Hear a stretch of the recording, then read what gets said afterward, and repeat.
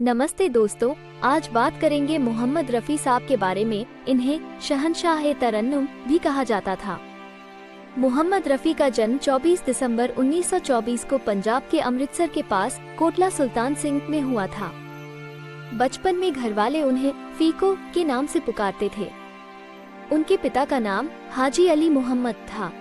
मोहम्मद रफ़ी 6 भाई बहनों में दूसरे नंबर पर थे। उनके बड़े भाई मोहम्मद हमीद एक नाई की दुकान चलाते थे। नाई की दुकान में काम सीखते हुए सिंगर बने मोहम्मद रफ़ी भारत के महान गायक मोहम्मद रफ़ी की आवाज़ के दीवाने आज भी हैं। भले ही उन्हें गुजरे 40 साल से ज्यादा का वक्त हो गया है, लेकिन रफ़ी के गाने सुनकर आज भी यूँ लगता है कि वो जैसे इन्हीं फिजाओं में हैं। मोहम्मद रफ़ी ने गायकी में बड़ा मुकाम हासिल किया था, लेकिन ये कोई रातों रात हुआ चमत्कार नहीं था। उनकी असल जिंदगी को देखें तो वो बेहद साधारण परिवार से थे। यहाँ तक कि उनके बड़े भाई सलून चलाते थे। मोहम्मद रफ़ी का पढ़ने में ज्यादा मन नहीं था, तो उनके पिता ने ये सोचकर कि बिगड़ने से अच्छा है कि वो कुछ काम करें। ऐसा सोचकर उन्होंने मोहम्मद रफ़ी को बड़े भाई के सलून में ही काम सीखने के लिए भेज दिया था। भले ही पिता ने रफ़ी की प्रतिभा को नहीं समझा था, लेकिन उनका जुनून कायम रहा और वो दुकान पर बैठे बैठे ही किसी भी चीज को बजाते हुए गाते रहते थे। लाहौर में भाई की दुकान पर काम करते हुए मोहम्मद रफ़ी यूं ही रियाज करते रहे। फिर अचानक उनकी मुलाकात एक म्यूजिक डायरेक्टर से हुई, जिसने उन्हें एक पंजाबी फिल्म के लिए गाने का मौका दिया। अब तो मोहम्मद रफ़ी को उड़ान मिल चुकी थी और उन्होंने अपने पिता से अनुमति मांगी और 1944 में मुंबई के लिए निकल गए। रफ़ी के साथ उनके दोस्त हमीद भी गए।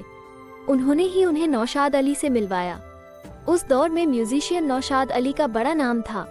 उन्होंने कोरस में कुछ लाइनों को गाने के लिए रफ़ी को मौका दिया था। ये गाना था पहले आप मूवी का हिंदुस्तान के हम हैं, हिंदुस्तान हमारा। कुछ वक्त के बाद नौशाद साहब ने एक और गाने के कोरस में मोहम्मद रफ़ी को मौका दिया था। इस गाने को के.एल. सहगल ने गाया था, जो मोहम्मद रफ़ी के आदर्श थे। हालांकि उन्हें पहला बड़ा ब्रेक फिरोज निजामी ने दिया था। उन्होंने 1947 में रिलीज हुई फिल्म जुगनू में मोहम्मद रफ़ी को मौका दिया था। गाना था यहाँ बदला वफा का बेवफाई के सिवा क्या है। ये गाना दिलीप कुमार और नूर जहां पर फिल्माया गया था। ये युगल गीत काफी लोकप्रिय हुआ था। इसके बाद मोहम्मद रफ़ी ने करियर में पीछे मुड़कर नहीं देखा। उनकी पहली सुपरहिट मूवी थी बैजू बावरा। इस फिल्म के गाने बेहद लोकप्रिय हुए और मोहम्मद रफ़ी की लोकप्रियता भी 7वें आसमान पर पहुंच गई थी।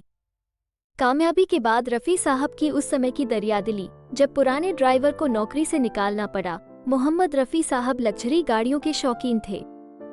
उन्होंने अमेरिका से इम्पोर्टेड इम्पाला कार खरीदी थी। राइट हैंड ड्राइव वाली ये कार भारत के गिने चुने लोगों के ही पास थी। रफ़ी साहब का ड्राइवर पुराना था, जो राइट हैंड ड्राइविंग समझ नहीं पा रहा था। जब नया ड्राइवर ढूंढा तो पुराने वफादार ड्राइवर सुल्तान का घर कैसे चलेगा, इस चिंता में रफ़ी साहब ने उसे टैक्सी खरीद कर दी। ये टैक्सी उस जमाने में 70,000 की थी। मोहम्मद रफ़ी ने भले ही करियर की शुरुआत नौशाद जैसे म्यूजिक डायरेक्टर के साथ की थी, लेकिन उन्होंने लाइफ में तमाम कंपोजर्स के साथ गाया। एस.टी. बर्मन, शंकर जयकिशन, लक्ष्मीकांत प्यारेलाल, ओ.पी. नैयर और कल्याण जी आनंद जी समेत अपने दौर के लगभग सभी लोकप्रिय संगीतकारों के साथ मोहम्मद रफ़ी ने काम किया था। मोहम्मद रफ़ी की सफलता की यह कहानी है। मोहम्मद रफ़ी ने अपनी करियर में लगभग 40,000 से ज्यादा गानों की अपनी आवृत्ति बनाई, जिसमें वो बहुत से रूपों के गीतों को पूरी करने में सक्षम थे, जैसे कि भक्ति गीत, देशभक्ति गीत, रोमांटिक गीत और गायक के साथ मिश्रित गीत। 31 जुलाई 1980 को रात करीब 10:25 बजे हार्ट अटैक से 55 साल की उम्र में मोहम्मद रफ़ी का निधन हो गया। अगली सुबह इन्हें जुहू के कब्रिस्तान में दफनाया गया। इनके अंतिम दर्शन में करीब 10,000 से ज्यादा लोग शामिल हुए थे। आज भले ही रफ़ी साहब हमारे बीच ना हों, लेकिन इनके सदाबहार गाने आज भी लोगों के दिलों को छूते हैं। दोस्तों, हम आप तक इसी तरह की नई जानकारी ले आते हैं, इसीलिए अभी तक आपने चैनल को लाइक, शेयर और सब्सक्राइब नहीं किया तो अभी चैनल को लाइक और सब्सक्राइब कर दो, ताकि अगली जानकारी सबसे पहले आप तक पहुंचे। मिलते हैं नई जानकारी के साथ। धन्यवाद।